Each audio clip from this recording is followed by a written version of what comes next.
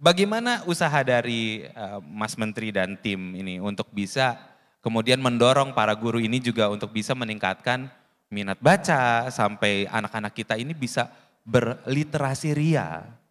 Program-program literasi di sekolah, oke. Yang pertama tadi kan, kalau kita terus ngirim-ngirim buku paket kepada sekolah-sekolah yang dipilih oleh orang-orang yang punya opini tertentu mengenai anak-anak kita harusnya baca apa. Ya, saya ambil contoh.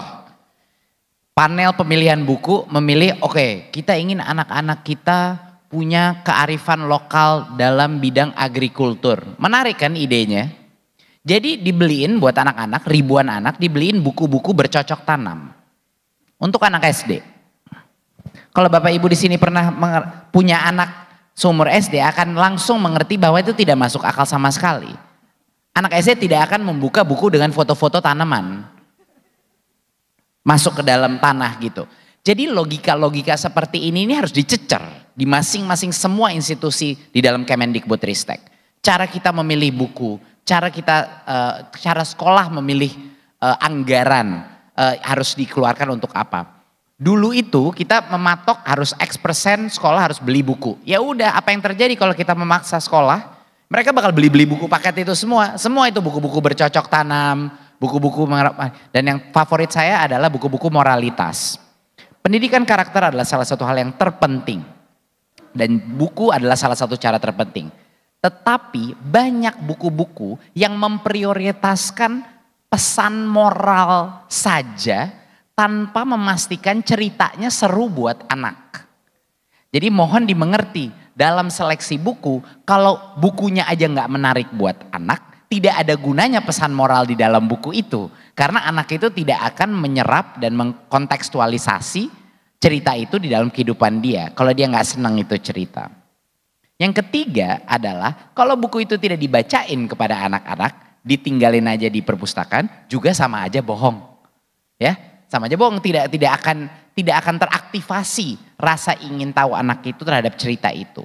Semua cerita buku harus pertama diceritakan dulu oleh seorang dewasa di dalam suatu sesi dan dia harus menceritakannya dengan cara yang menarik. Jadi memang ini bukan suatu hal yang mudah. Saya pun belajar. Saya itu membutuhkan waktu paling tidak 1-2 tahun intensif membacakan ke anak saya sampai saya bisa bilang diri saya itu oke, saya ini udah sabuk, bukan sabuk hitam lah, sabuk kalau di ya sabuk biru lah gitu dalam membacakan buku. Jadi ada level-levelnya membacakan buku itu dari skill. Kita melalui platform Merdeka Mengajar memasukkan puluhan modul bahkan ratusan modul literasi untuk guru-guru secara mandiri menonton video-video itu, bagaimana cara read along, bagaimana cara memilih buku, bagaimana cara memberikan ruang diskusi setelah membaca. Itu semuanya ada video-videonya, ada modul-modulnya, dan ada RPP-nya, lesson plan-nya di dalam platform Merdeka Mengajar. Kalau ibu-ibu di sini belum tahu, platform Merdeka Mengajar itu adalah aplikasi Android untuk guru yang baru kita luncurkan kira-kira 6-8 bulan yang lalu.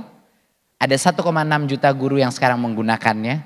Dan dia bukan cuman download, dia upload video-video konten aplikasi dia. Jadi ada guru-guru yang melakukan read aloud, dia video dirinya, dia post di dalam platform Merdeka Mengajar agar guru-guru lain bisa belajar dari dia.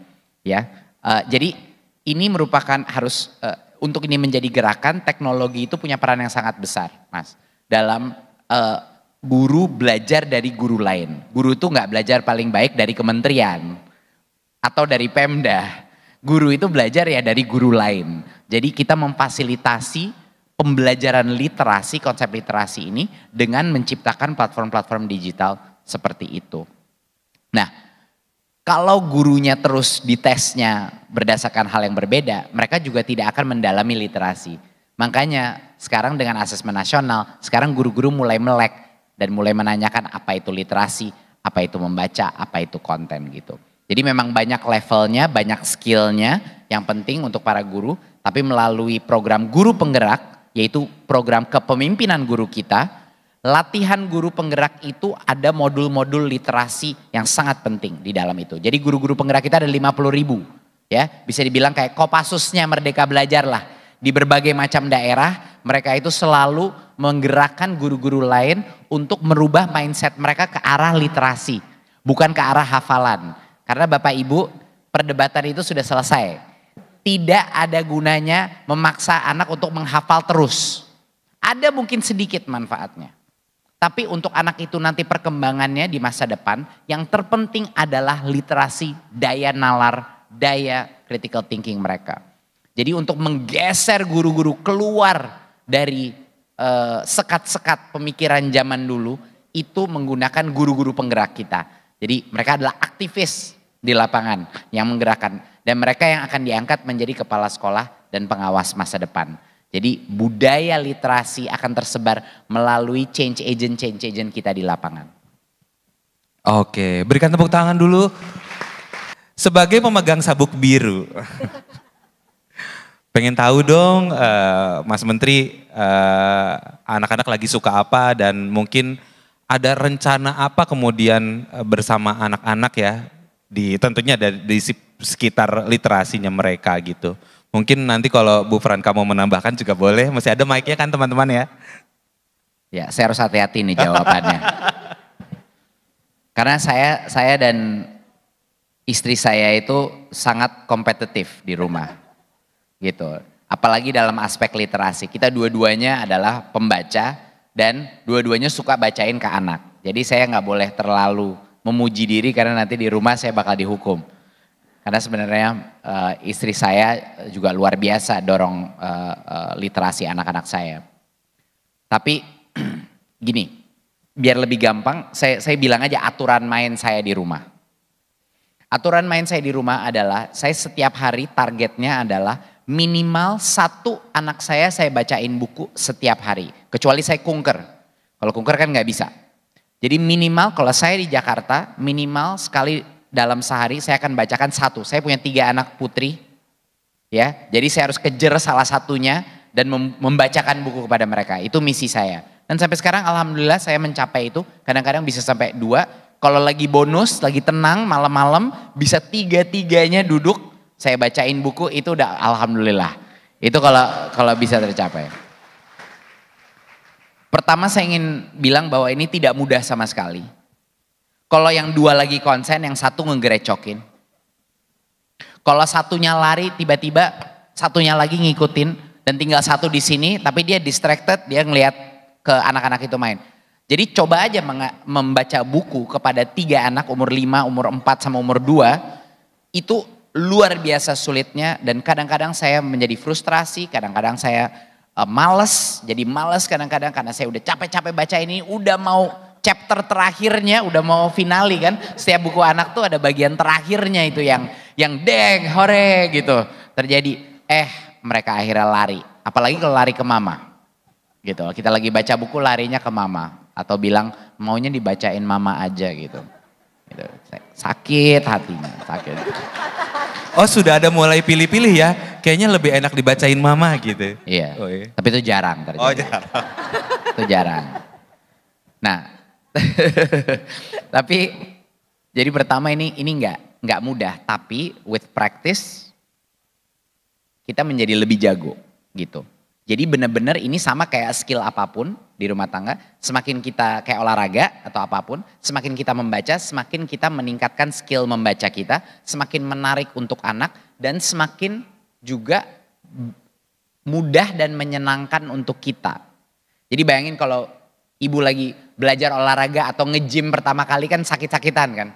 Tapi kalau udah lama kita melakukan satu olahraga jadi seru akhirnya. Kayak main badminton atau main tenis atau apapun. Sama juga seperti membacakan kepada anak. Itu otot yang harus dilatih. Gitu. Nah poin kedua adalah banyak sekali mispersepsi. Menurut saya banyak ibu dan bapak yang agak tidak pede. Karena mereka tidak suka membaca. Saya ingin bilang itu gak apa-apa. Kalaupun sebagai ibu dan bapak memang kita jujur kepada diri kita gak suka baca novel, kita gak suka baca buku, apapun. Masih kita bisa jadi jago pembaca kepada anak kita. Jadi gak usah khawatir. Gitu, nggak perlu kita tiba-tiba ke Amazon beli-beli buku. Harusnya kita merasa diri kita harus menjadi pembaca buku yang intensif. Enggak, saya memang suka baca buku, tapi nggak semua orang suka.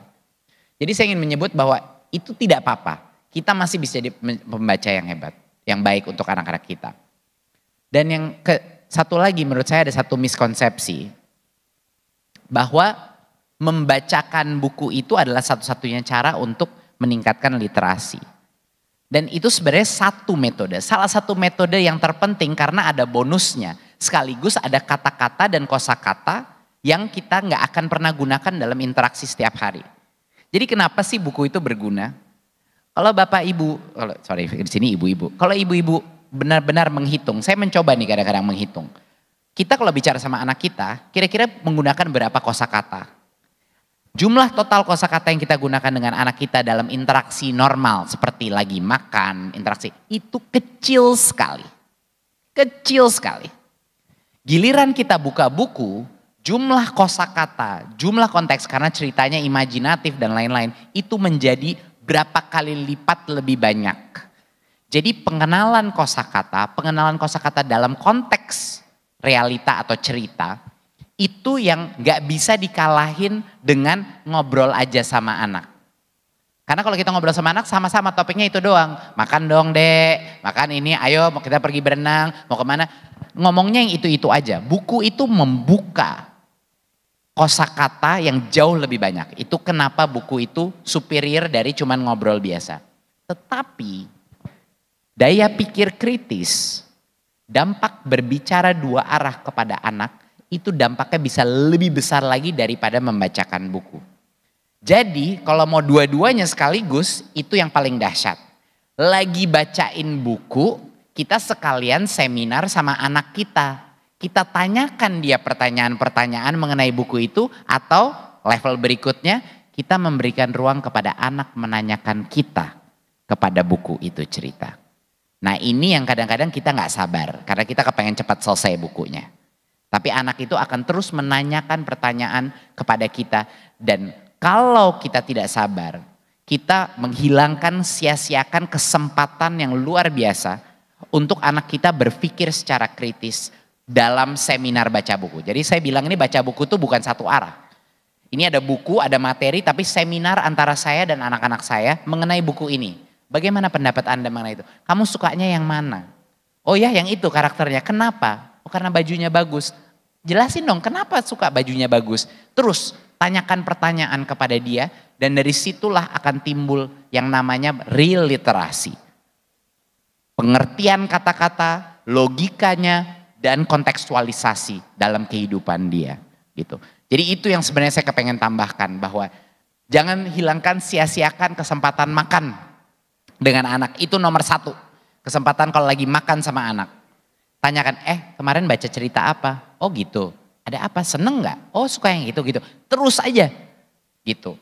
Dan pada saat anak balita tentunya yang satu hal yang bisa kita lakukan sebelum dia bisa baca seperti yang Mas bilang. Adalah narasi kehidupan kita. Bayangkan Anda itu suatu dokumentari, narator dalam dokumentari. Hidup itu dinarasiin aja. Oh ya sekarang saya sedang, ibu ini kadang-kadang instinctively melakukan itu. Tapi selalu ayo kita lagi buka ini dan sekarang kita buka pintu ini. Oh ini apa mainannya warnanya biru. Aduh bagus banget. Ini anaknya belum bisa ngomong pun. Tapi kita terus mengguide dia. Itu kalau mau mengoptimalkan literasi itu seperti yang Mbak Ella bilang. Skill itu jauh lebih penting untuk masa depannya anak-anak kita daripada dia dapat angka top. Atau dapat IPK. Itu yang ingin kami tekankan kepada guru-guru dan juga kepada orang tua. Tapi beban terbesar ini harus di orang tua, bukan di guru. Orang tua punya dampak yang jauh lebih besar karena dia punya waktu dengan anaknya secara individu, one on one. Guru tidak punya itu privilege, hanya orang tua yang punya. Jadi itu yang kenapa saya harap banyak orang tua mulai menyadari ini dan menyadari bahwa return on investment-nya itu luar biasa tingginya. Itu mungkin. Mohon maaf agak panjang. Luar biasa. Tapi yang menarik yang tadi saya ambil dari poinnya Mas Menteri adalah bahwa kita harus membuka hubungan dua arah ya. Jadi kita juga menerima dan ikut mendengarkan dan siap menerima pertanyaan. Masalahnya banyak orang tua yang takut dengan pertanyaan anak.